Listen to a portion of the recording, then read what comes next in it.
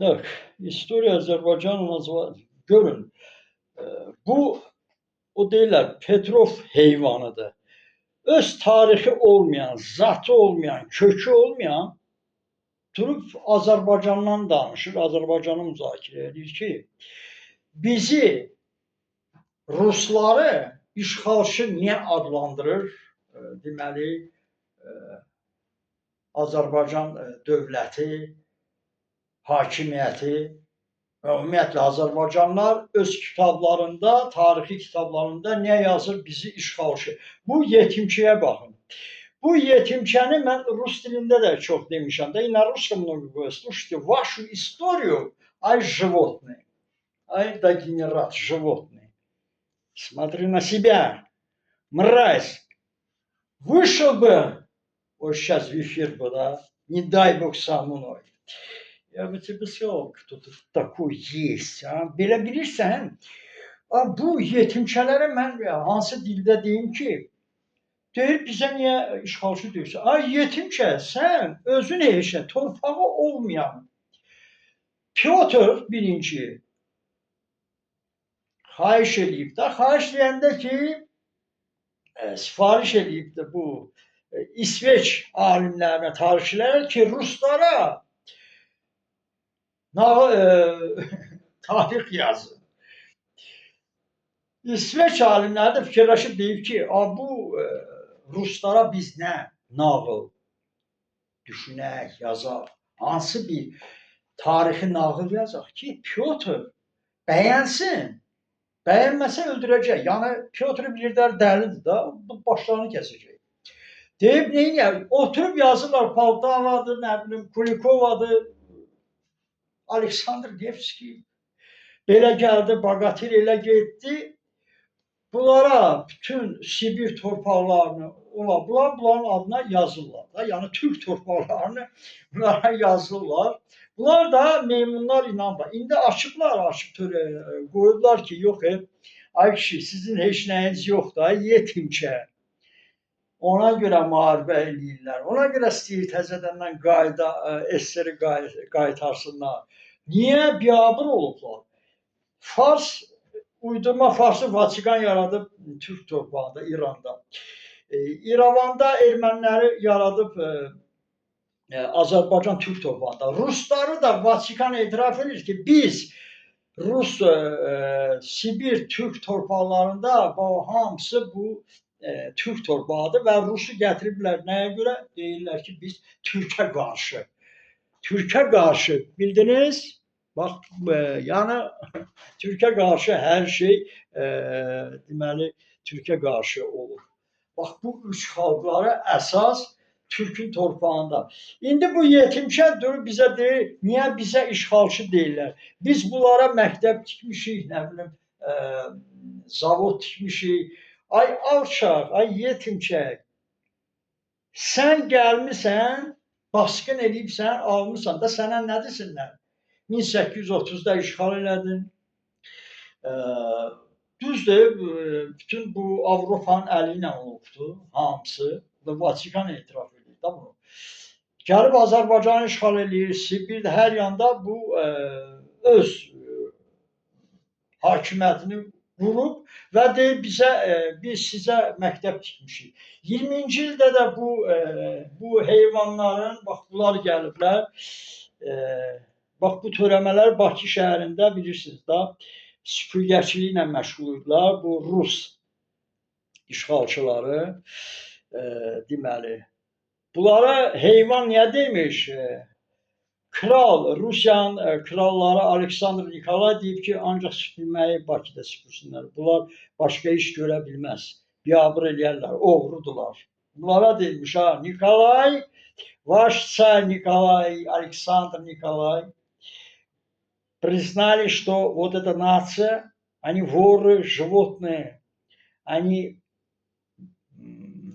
позорники Русской империи, поэтому нельзя их где-то устроить. После свержения bunlar, bu yetimçələr gəldilər hakimiyyətə.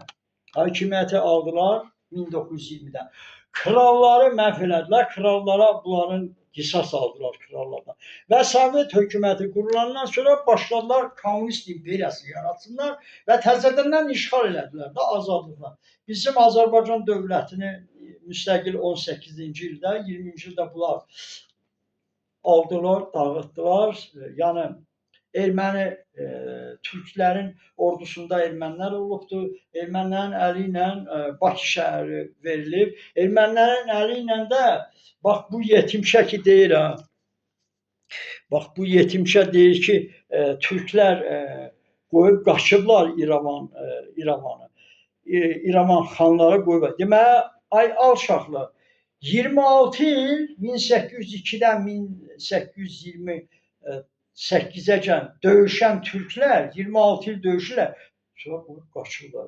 Belə düzünü bilib deməyib ki, ermənilər daxil olur, yalvarırlar türklərə.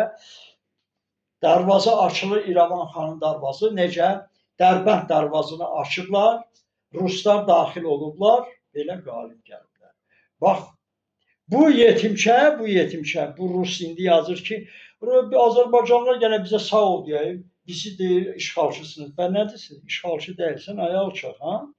Ay yetimçə, tarixi olmayan, ay heyvan, deyir, anayızı zorlayanlar, bacıları zorlayanlar gəlib gör, bizə lağ edir. Bax, bunların nəsilləridir. Bax, indiki bunlar, anlar. Bax, bunlar hamısı törəmələridir. Yəni, haylardır bunlar. Sovet hökumətinin deməli bunlar davamçıları, bax bunların törəmələrindən nə görürsən? Bax bunların törəməsi, heyvanın, oğrunun törəmələri bax bunlardır, görürsünüz. Başçı Putin. Bax bu qədər. Yəni günah bunlar eşitdilər. Bunlar bizi İrəvan xanlarını qorxaq adlandırıb qoyub qaçıblar. Əlbəttə belə olacaqdı da. Bəs nə desinlər? Bu deməli. Bax bu deməli indi görün. Bu da Azərbaycanlı məmurdur, erməni bayrağını. Kimdir mən tanımıram. Elə yalnız yazılıb adı nədir bunun?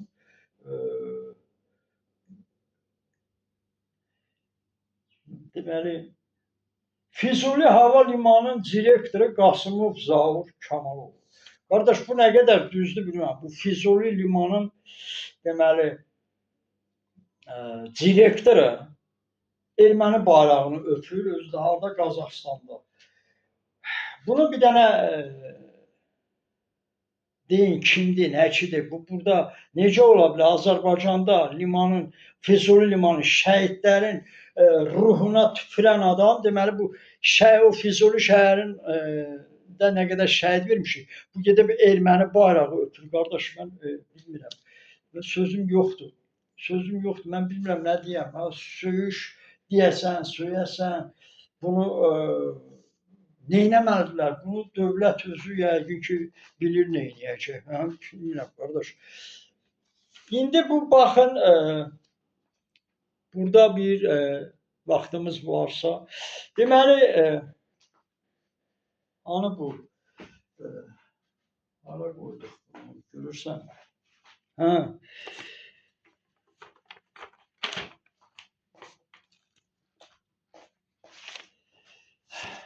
Baxın, görün, bu deməli Roman Tsipindir. Bu Roman Tsipin İsrail ümumiyyətlə onların o polisidir, kəşfiyyatıdır. Nə əcəb bunu saxlamırlar, ha? Axır, bu bir dənə görürsən demiş ki, Bakı sağ olsun, Türk xalqı sağ olsun. Bakının sayəsində biz dövlətimiz var. Bakını olmasaydı, bax bunlar deyir ha, görün kimlər deyir. Marshal Jukov deyir, Bakı olmasaydı, qələbə olmazdı. Bunu Roman Tsipin bir dəfə olub desin. Bax, İsrail hara baxır? Bizə qardaş deyirsiniz, bizə arxadan da vurursunuz. Başım düşmür. Bu ne oyunlardır? Bunu niye sağlam? Bu alçak deyip ki Bakı olmasaydı Yahudiler olmazdı, İsrail devleti olmazdı. Ve onu da təsdiq eləyir Marshal Şukovu. Bu Prezident Fransaya Charles de Gaulle, bu Əhmədiyyə Cəbrayillə bir yerdə döyüşən Fransanın yolunda, azadlıq yolunda, Avropanın yolunda. Yəni deyib Avropa azad olub, Rusiya azad olub. Bakının sayəsində. Bakı olmasaydı Rusiya olmazdı, Avropa olmazdı. Charles de Gaulle deyir, ha. Alçaqlar, utanmırsınız. Bunlar, mən həmişə deyirəm, bunlar Haruçunovdur, bu erməni yazıçıdır, bu erməni blogeridir, bu erməni yazıçısıdır və bu roman tipir. Bunların arvadları Azərbaycanlarla qaçıb gəzib, arvadları bunların türklərin qoynunda yatır. Gedib deməkdən ki, ay arvad, türkün qoynunda nə işin var? Özləri də nədir? Geylərdir. Bunlar geydilər. Ona görə Azərbaycanı baran deyir. Koyun deyir. Halbuki koyun da gözəl heyvandır. Donuz kimi iğrənc deyil. İndi koyun desin də. Amma gör koyunla gedib yatır arvadısa. Qardaş, bax burada. Məsələ buradadır. Bax, bunların arvadları, bunlar bu haylar. Gəlib koyunların koyunda ya, orta deyirik, kişilərimizə koyun deyirsiniz. Koyun kişilərimizin deyirsiniz, yatırsınız. Arvadlarınız bizim kişilərlə yatır. Ona görə bunlar qisas almaq istəyirlər, ancaq gecdir. Gedin, mən bunlara deyirəm, gedin görüşün bir yerdə. Bax, siz görüşün bir yerdə, Türkdən əl çəkin. Türk kişi sevmir, kadın sevir.